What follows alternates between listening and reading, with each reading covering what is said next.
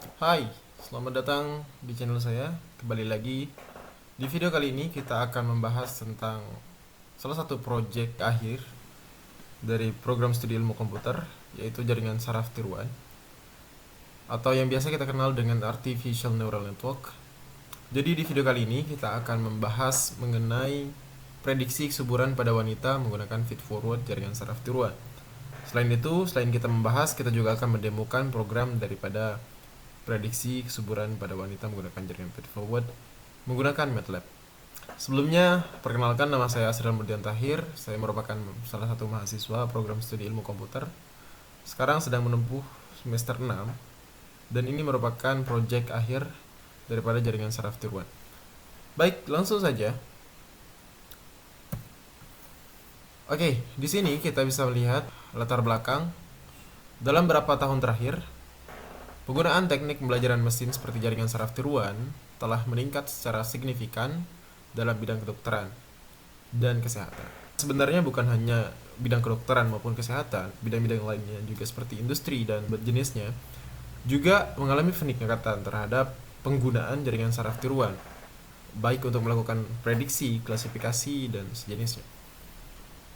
Jaringan saraf tiruan termasuk feed-forward neural network dapat mempelajari pola-pola kompleks yang mampu menemukan hubungan yang tersembunyi di antara berbagai fitur dan variabel. Dalam kasus prediksi kesuburan feed-forward neural network dapat digunakan untuk memproses data pasien seperti usia, riwayat menstruasi, hasil hormon, dan faktor-faktor lainnya yang relevan dengan kesuburan. Baik, keuntungan kita menggunakan feed-forward neural network dalam melakukan prediksi kesuburan termasuk kemampuan jaringan untuk mempelajari pola-pola kompleks dan tidak linier dari data yang diberikan. Nah, selain itu juga kita juga bisa melakukan pelatihan terhadap jaringan yang digunakan untuk melakukan prediksi terhadap data baru yang akan kita gunakan untuk melakukan prediksi. Nah, pada gambar ini di slide ini kita bisa lihat ini merupakan gambaran bagaimana jaringan saraf tiruan itu bekerja. Di sini kita bisa lihat ini sebagai input layer. Di sini input layer. Jadi baris ini merupakan input layer yang mana dihubungkan dengan bobot nantinya di sini. Dan kemudian di sini kita bisa lihat ini merupakan hidden layer yang nantinya akan memproses nilai inputan, nanti diubah menggunakan fungsi aktivasi yang kemudian dihubungkan kembali ke hidden layer selanjutnya sampai nantinya akan menghasilkan output layer, baik itu prediksi maupun klasifikasi. Ini merupakan gambaran umum bagaimana sistem atau proses daripada jaringan saraf tiruan itu bekerja. Selanjutnya, apa tujuan kita? What's our goals? Jadi, tujuan kita untuk melakukan prediksi yaitu dengan menggunakan jaringan saraf tiruan, kita dapat mengumpulkan data yang terkait mengenai karakteristik dan riwayat kesuburan wanita seperti usia, siklus, menstruasi, riwayat kehamilan sebelumnya, serta faktor-faktor lain yang mempengaruhi kesuburan. Jadi melalui proses feed forward, jaringan saraf dapat mempelajari pola-pola kompleks yang berkaitan dengan kesuburan dan membantu dalam diagnosis subur atau tidaknya dan memberikan penilaian tingkat kesuburan seorang wanita. Jadi di sini kita bisa lihat poin pentingnya yaitu kita bisa melakukan prediksi mengenai subur atau tidaknya atau memberikan penilaian tingkat kesuburan. Jadi tujuan kita di sini yaitu untuk mengetahui apakah ia memiliki tingkat kesuburan yang baik maupun tidak. Baik, selanjutnya sebelum kita melakukan prediksi, jadi ada tahapan-tahapan yang perlu kita lakukan. Nah, berikut merupakan tahapan umum yang melakukan prediksi kesuburan pada wanita menggunakan feed forward jaringan saraf tiruan ketika kita gunakan MATLAB sebagai tools untuk kita lakukan prediksi. Jadi yang pertama, kita itu melakukan persiapan data. Jadi persiapan data itu meliputi mengumpulkan data yang relevan terkait kesuburan wanita seperti usia, siklus menstruasi, dan faktor-faktor lainnya yang mempengaruhi. Kemudian membagi dataset menjadi data pelatihan atau training data dan data pengujian atau testing data. Kemudian yang kedua, kita lakukan normalisasi data. Di sini kita lakukan normalisasi pada data untuk memastikan semua fitur memiliki rentang nilai yang serupa. Yang ketiga yaitu kita membangun arsitektur jaringan saraf tiruan. Itu dengan menentukan jumlah lapisan input, menentukan jumlah lapisan output, juga menentukan hidden layer atau lapisan tersembunyi. Kemudian kita juga perlu untuk menentukan jumlah neuron yang ada pada setiap lapisan. Kemudian tahapan yang keempat yaitu melakukan pelatihan terhadap jaringan, yaitu dengan memasukkan data pelatihan ke dalam jaringan saraf dan melakukan proses feed forward untuk menghasilkan prediksi awal. Selanjutnya kita menghitung juga nilai error antara prediksi dan nilai yang sebenarnya menggunakan fungsi biaya atau misalnya mean square error. Jadi di sini nanti kita gunakan mean squared error untuk menghitung error pada prediksi. Pada tahapan 4 juga terdapat proses yaitu proses backpropagation untuk mampu memperbarui bobot bias berdasarkan error yang dihasilkan. Namun pada studi kasus kita kali ini kita tidak akan menggunakan proses backpropagation. Oke. Jadi ini kita hapus saja karena kita menggunakan algoritma feed forward bukan backpropagation. Oke. Selanjutnya, kita ulangi langkah-langkah tersebut untuk mengiterasi data pelatihan berapa kali untuk meningkatkan tingkat akurasi daripada prediksi kita. Nah, setelah kita melakukan prediksi, selanjutnya kita melakukan evaluasi dan validasi dengan menggunakan data pengujian, yaitu testing data yang telah disimpan sebelumnya untuk mengevaluasi kinerja jaringan saraf pada data yang belum pernah terlihat sebelumnya. Kemudian pada tahap 5 juga kita perlu untuk menghitung metrik evaluasi seperti akurasi, presisi, recall, dan advance score untuk mengevaluasi performa model. Dan yang terakhir yaitu kita lakukan prediksi. Setelah jaringan saraf dilatih dan kita evaluasi, dapat kita gunakan model itu untuk melakukan prediksi kesuburan pada wanita yang memasukkan data baru. Jadi kita lakukan prediksi dengan memasukkan data-data baru sebagai data input untuk kita dapatkan nantinya data output melalui proses feed forward. Oke. Selanjutnya, pada tahapan pertama yaitu kita melakukan persiapan data. Jadi di sini kita menggunakan data yang kita gunakan itu kita ambil dari sumber data UCI Machine Learning Repository. Jadi teman-teman juga bisa mencari data yang kita gunakan di sini. Jadi teman-teman bisa download datanya di sini di link ini. Itu jadi persiapan data ini kita mengumpulkan data sebelumnya. Nah, ketika kita melakukan persiapan data atau pengumpulan data, jadi ini merupakan tampilan daripada data yang sudah kita kumpulkan. Data yang sudah kita download dari UCI itu bentuknya seperti ini. Jadi terdiri dari beberapa atribut. Ada 10 atribut yang mana 9 nantinya akan dijadikan sebagai input dan satu lagi ini akan dijadikan label atau output untuk melakukan prediksi nantinya. Jadi di sini ada label season. Season ini bisa diartikan sebagai musim, yang mana di sini ada 1 sebagai winter, 2 spring, 3 summer, 4 fall, yang mana diwakili dengan -1 itu sebagai winter. Yang kedua itu spring atau -0,33. Kemudian summer itu 0,33 dan fall itu bernilai 1.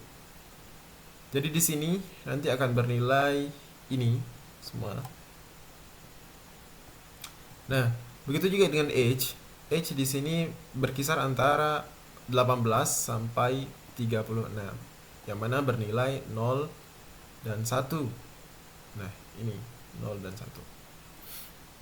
Oke, kemudian di sini ada childish disease. ya. Jadi childish disease ini adalah penyakit kecil atau penyakit bawaan.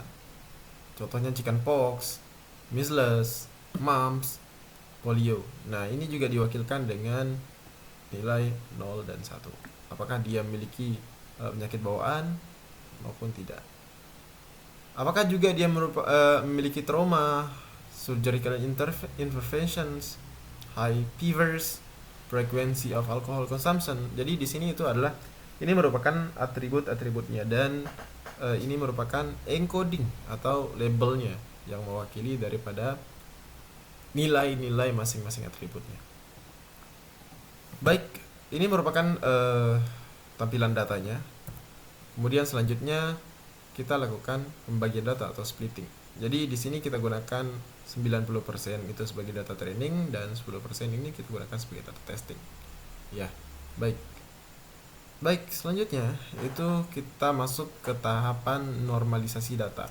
Sebelumnya kita lihat di sini data kita ini belum normal. Artinya di sini ada yang masih berupa categorical. Ya ini. Ini belum diubah menjadi data numerik. Jadi untuk kita bisa melakukan data prediksi ataupun klasifikasi, jadi kita harus merubah semua data-data yang berupa categorical ataupun kata-kata nilai yang ordinal dan sejenisnya, itu kita harus rubah menjadi nilai numerik nantinya. Oke. Jadi di sini tahapannya itu tahapan normalisasi data. Data yang kita miliki kita perlu untuk melakukan normalisasi. Setelah kita melakukan normalisasi, jadi di sini beginilah bentuknya. Inilah bentuk daripada data normalisasi. Yang mana sebelumnya kita bisa lihat di sini. Ini merupakan tampilan dari data sebelum dilakukan normalisasi. Nah, ini outputnya. Berarti di sini n itu mewakili normal dan altered itu bernilai 1. Oke, selanjutnya kita perlu menentukan bagaimana arsitektur jaringan yang akan kita gunakan. Berapa banyak jumlah input layer, berapa banyak jumlah hidden layer, berapa jumlah output layer, dan berapa nilai bobot-bobot yang akan kita gunakan. Nah, di sini jadi arsitektur jaringan itu terdiri dari lapisan input atau input layer. Kita gunakan sebanyak 90% data yang dijadikan lapisan input. Nah, jadi panjang data yang kita miliki, kita bisa lihat di sini. Itu sebanyak 101 dikurangi label. Berarti ada 100 data yang kita miliki. Nah, yang kita jadikan sebagai lapisan input atau input layer itu sebesar 90%. Artinya 90 dikali dengan 9. Kenapa 9? Karena atribut yang kita gunakan untuk input itu sebanyak 9. Dan nantinya outputnya itu 1. Kemudian di sini ada lapisan tersembunyi atau hidden layer. Jadi kita gunakan 7 untuk lapisan tersembunyi. Lalu bagaimana dengan lapisan outputnya? Nanti kita untuk lapisan output tentu itu akan dikalikan dengan 1. Apakah itu bernilai 0 maupun bernilai 1. Jadi di sini karena data testing yang akan kita gunakan sebanyak 10. Jadi terbagi 90% untuk data training dan 10% untuk data testing. Nah, di sini kita bisa lihat. Itulah kenapa 10 itu menjadi lapisan output. Oke. Jadi selanjutnya kita gunakan fungsi aktivasi. Apa fungsi aktivasi yang akan kita gunakan? Jadi pada feed forward kali ini atau jaringan saraf tiruan kita pada kali ini, kita akan menggunakan sigmoid function sebagai fungsi aktivasi. Inilah rumus untuk sigmoid function. 1/1 minus eksponen pangkat minus x. Jadi di sini nanti kita gunakan fungsi aktivasi ini untuk melakukan prediksi terhadap data testing kita. Kenapa kita gunakan sigmoid function? Karena output kita nantinya ada dua, yaitu 0 dan 1. Ini kita kembali di sini, kita bisa lihat outputnya itu 0, 1. Jadi sigmoid function itu berkisar antara 0 dan 1. Itulah kenapa kita gunakan sigmoid function sebagai fungsi aktivasi kita. Baik, selanjutnya yaitu tahapan evaluasi dan validasi. Baik, kita langsung masuk saja ke MATLAB ya. Jadi tadi itu sudah dijelaskan mengenai tahapan-tahapannya. Jadi di sini kita akan melakukan demo saja terhadap program kita. Nah, di sini teman-teman, saya sudah membuat program di sini. Teman-teman bisa lihat, nanti saya tampilkan juga di deskripsi maksudnya. Nah, ini merupakan kode program untuk melakukan prediksi terhadap kesuburan. Nah, di sini kita gunakan fertility diagnosis. Jadi data yang kita gunakan itu fertility diagnosis, yang mana kita dapatkan dari UCI Machine Learning Repository. Nah, di sini merupakan tampilan dari data yang sudah dinormalisasi tadi, yang mana outputnya di ujung terakhir ini merupakan bilangan biner, yaitu antara 0 dan 1, entah itu 0 maupun 1. Ini merupakan data yang akan kita gunakan untuk melakukan prediksi. Nah, di sini teman-teman, jadi kita inisiasi terlebih dahulu data kita, fertility diagnosis.txt, kita inisialisasi menjadi file name. Nah, kemudian kita baca nantinya menggunakan import data file name menggunakan delimiter. Nah, jadi delimiter ini sebagai pemisah. Kalau kita lihat di sini, dia dipisahkan oleh tanda koma. Jadi kenapa dipakai delimiter? Nah, selanjutnya yaitu kita gunakan untuk membuat training dan testing matrix. Jadi di sini kita inputkan entries breakpoint. Ya, jadi entries breakpoint itu merupakan set atau batasan ya, kita gunakan untuk melakukan testing, training dan testing. Yang mana di sini kita gunakan 90%, artinya 90% untuk melakukan training dengan input layer sebanyak 9. Tadi sudah kita jelaskan di slide untuk arsitektur jaringannya. Di sini ada 9 ya. Kemudian di sini kita lakukan codingan, kita inisialisasi input ya, kita jadikan 90% sebagai data input, data training, dan kita jadikan 10% data sebagai data testing. Kemudian error tolerance yang kita gunakan itu sebesar 0,05. Jadi toleransi error yang diperbolehkan yaitu di bawah 0,05. Dan hidden layer yang kita gunakan itu sebanyak 7. Nah, di sini nanti kita gunakan random matrix untuk melakukan evaluasinya. Oke. Nah, disinilah ada feed forward training datanya. Nanti ini di sini kita aplikasikan untuk algoritma feed forwardnya. Jadi layer 1 ini merupakan layer 1 dikalikan dengan bobot. Ini merupakan bobot yang kemudian dikalikan juga dengan fungsi aktivasi, dibagi dengan fungsi aktivasi.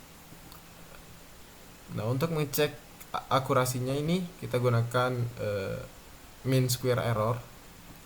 Nah, jadi di sini nanti kita akan bisa melihat bagaimana tingkat error daripada prediksi kita.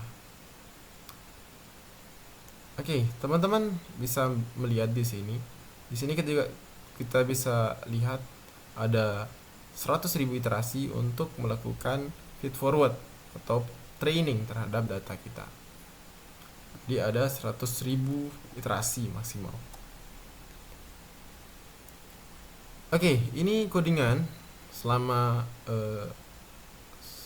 belum mencapai tujuan atau sebelum dia mendapatkan error minimal, itu akan dilakukan looping untuk melakukan training terhadap data kita. Nah, oke, kalau kita lihat di sini, kita run saja untuk mengetahui hasil daripada codingan kita di sini. Kalau saya jelaskan secara satu-satu mungkin kita akan terlalu banyak menghabiskan waktu, jadi kita langsung run saja sekaligus saya jelaskan. Kita run program kita.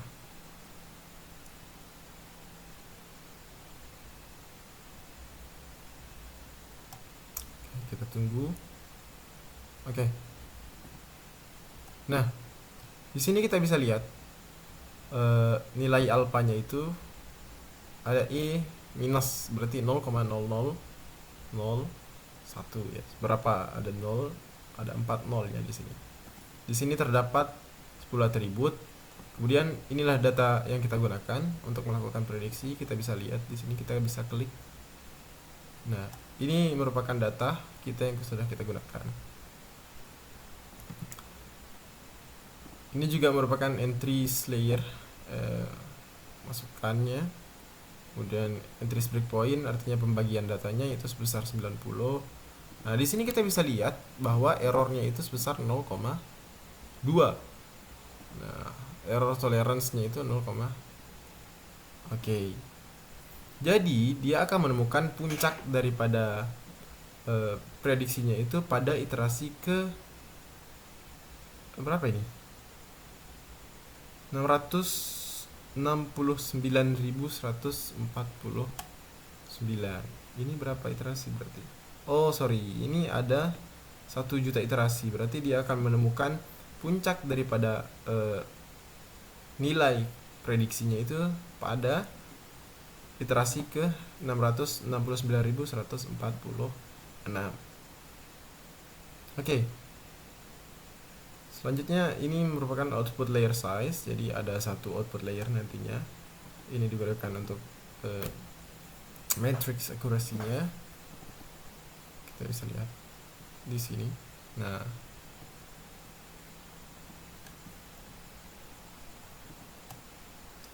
baik, untuk melakukan inputan. Jadi di sini kita bisa lihat ini ada testing input.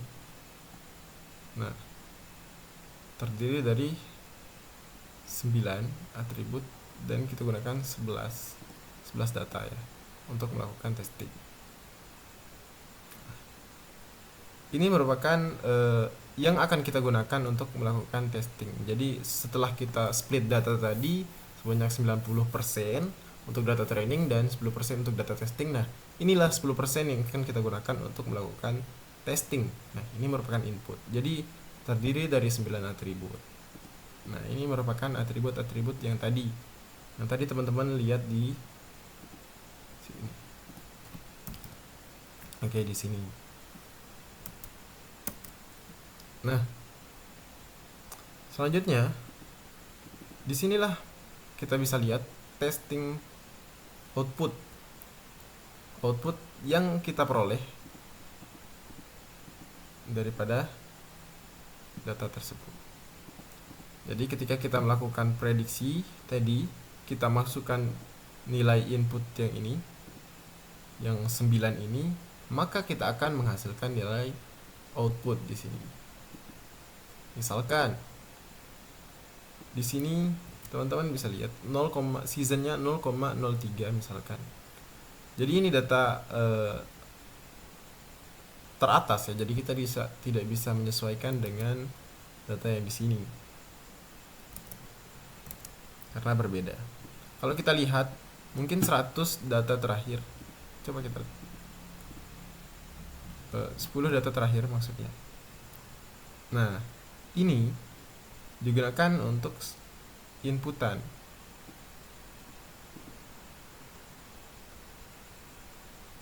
Testing input. Oke. Jadi ini digunakan untuk sebagai testing input.